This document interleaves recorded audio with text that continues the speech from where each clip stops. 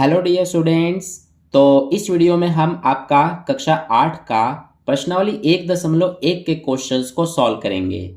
तो चलो शुरू करते हैं। सबसे पहले देखो क्वेश्चन नंबर 1। इसमें हमसे कहा गया है निम्नलिखित प्रत्येक में गुणन के अंतर्गत उपयोग किए गए गुणधर्म यानी कि गुण का नाम लिखिए। तो इस फर्स्ट क्वेश्चन में हमें टोटल ये 3 पार्ट्स दिए गए हैं। तो चलिए इनको अब हम सॉल्व करते हैं। देखिए जो तीनों पार्ट्स दिए गए हैं वो मैंने यहाँ पर लिख लिया है। अब फर्स्ट क्वेश्चन में हमें ये दिया गया है। सबसे पहले है -4/5 गुणा में 1 यानी कि -4/5 का 1 से गुणा हो रहा है और फिर यहाँ पर 1 का गुणा हो रहा है -4/5 से। ठीक है, तो इस दोनों को देखिए, ये वाला जो है हमारा और ये वाला, दोनों में जो नंबर है वो तो बिल्कुल सेम है। -4/5 और 1 इसमें भी है और -4/5 और 1 इसमें भी है। बस फर्क क्या है, डिफरेंट क्या है दोनों में, कि इसमें -4/5 पहले है और इसमें बाद में है। अब सबसे पहले हम इसको लेते हैं, यानी कि जो हमारा -4/5 गुणा में 1 है, इसको ले करके और मैं आपको सॉल्व करके दिखा रहा हूं क्या आएगा।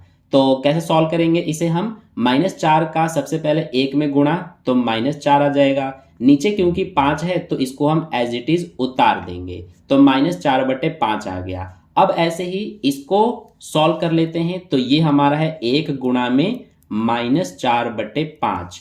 तो 1 का -4 में सबसे पहले गुणा होगा तो -4 आएगा और नीचे 5 है तो 5 उतार देंगे। अब इन दोनों को ध्यान से देखिए, इसका आंसर भी -4/5 और इसका आंसर भी -4/5 ही आ रहा है, यानी कि दोनों का आंसर सेम ही आ रहा है। ठीक है, ऐसा क्यों हुआ? क्योंकि इसमें भी हमारा 1 है और इसमें भी 1 है, यानी दोनों में 1 आ रहा है, यानी कि दोनों में 1 जो है वो हमारा कॉमन है, उभयनिष्ठ है, यानी कि एक जैसा है। तो इसीलिए हम ये कह सकते हैं कि 1 हमारा क्या है, गुणात्मक तत्समक है। तो इसीलिए हम यहां पर लिखेंगे कि 1 गुणात्मक तत्समक है। ठीक है, तो ये जो है यही हमारा आंसर हो जाएगा। हमसे क्वेश्चन में बस यही पूछा गया था कि गुणधर्म का नाम बताइए, तो हमारा यही वो गुणधर्म है जो कि इसमें हमारा लग रहा है। ठीक है, तो इसीलिए फर्स्ट का आंसर हो जाएगा 1 गुणात्मक तत्समक है। तो ये हो गया हमारा आंसर कंप्लीट। आई होप आपको ये समझ में आ गया कि कैसे हमारा ये फर्स्ट पार्ट सॉल्व हुआ है। ठीक है, अब देखिए सेकंड पार्ट पर चलते हैं। ये हमें सेकंड पार्ट में दिया गया है क्वेश्चन। इसमें क्या है कि -13/17 का गुणा हो रहा है -2/7 से, और यहां पर भी देखिए बराबर के इधर ये वाला और बराबर के इधर ये वाला, दोनों में जो नंबर है वो हमारा सेम है। इसमें भी -13/17 है, इसमें भी है, इसमें भी -2/7 है और इसमें भी है। बस इसमें डिफरेंट क्या है, फर्क क्या है कि इसमें -13/17 पहले है और इसमें बाद में है, और इसमें -2/7 बाद में है, इसमें पहले आ गया है। तो देखिए अब जैसे कि यहाँ पर मैं आपको एक एग्जाम्पल के थ्रू समझाता हूं। जैसे कि हमने यहाँ पर 3 और 5 इन दोनों का गुणा किया तो ये हमारा 15 आ गया।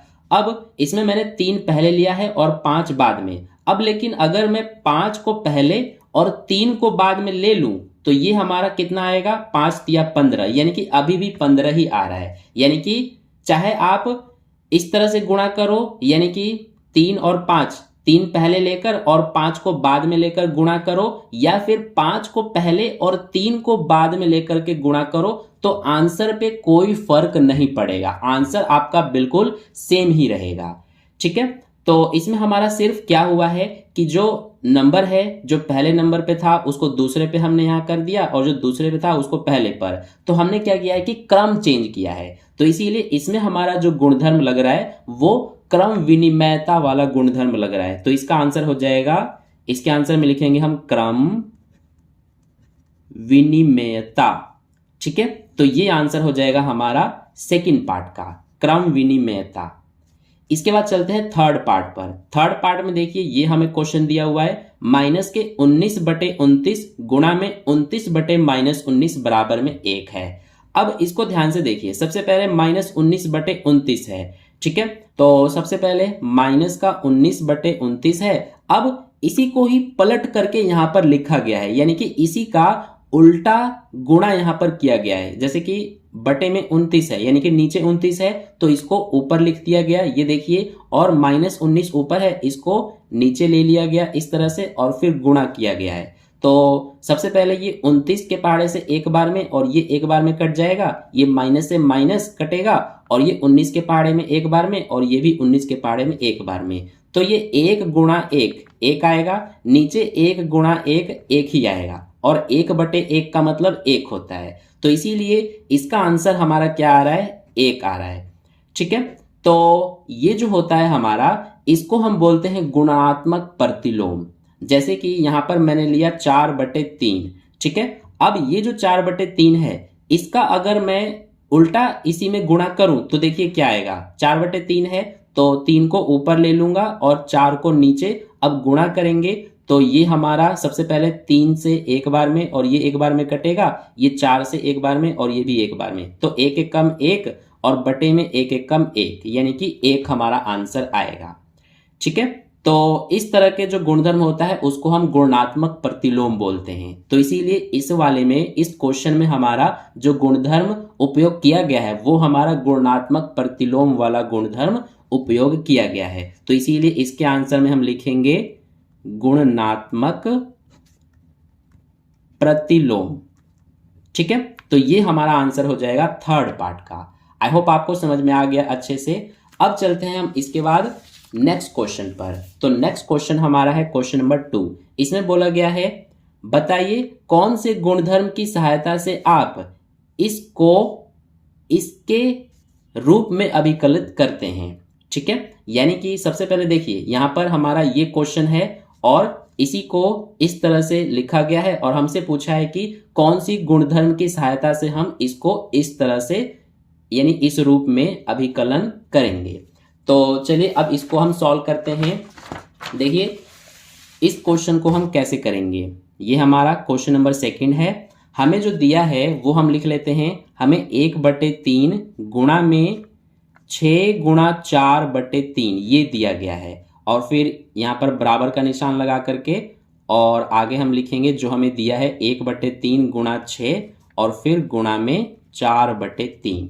ठीक है, सॉरी ये 4/3 है।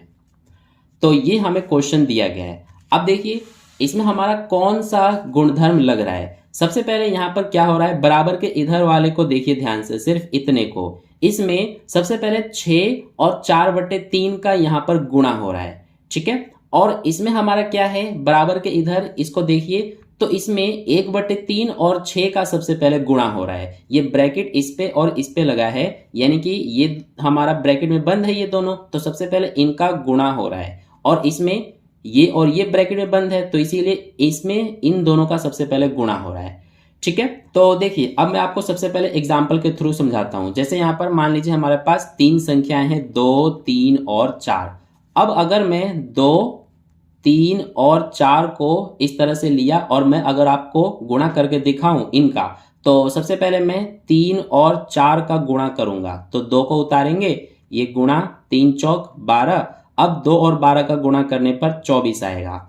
अब ऐसे ही मैं क्या करूंगा अब कि 2 3 और 4 को लेकर के अब सबसे पहले 2 और 3 का गुणा करूंगा तो ये हो जाएगा 2 3 6 गुणा में क्या है 4, तो ये हो जाएगा 6 चौक 24। देखिए 24 इस तरह से भी आया और 24 इस तरह से भी, यानी कि दोनों में से किसी भी तरीके से जब आप करोगे तो आपका आंसर एक जैसा ही आएगा, सेम आएगा।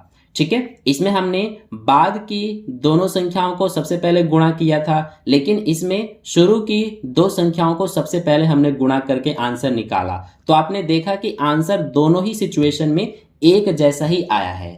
ठीक है, तो इसीलिए सेम ऐसे ही इसमें भी हो रहा है। सबसे पहले इसको देखिए ध्यान से, जो नंबर है वो तो सेम है, इसमें भी और इसमें भी एक जैसे ही नंबर है, संख्याएं हैं। ठीक है, तो इसमें बाद की 2 संख्याओं का सबसे पहले गुणा किया जा रहा है और इसमें शुरू की 2 संख्याओं का सबसे पहले गुणा किया जा रहा है। तो इसीलिए इसमें जो हमारा गुणधर्म लग रहा है वो सहचारिता वाला गुणधर्म लग रहा है।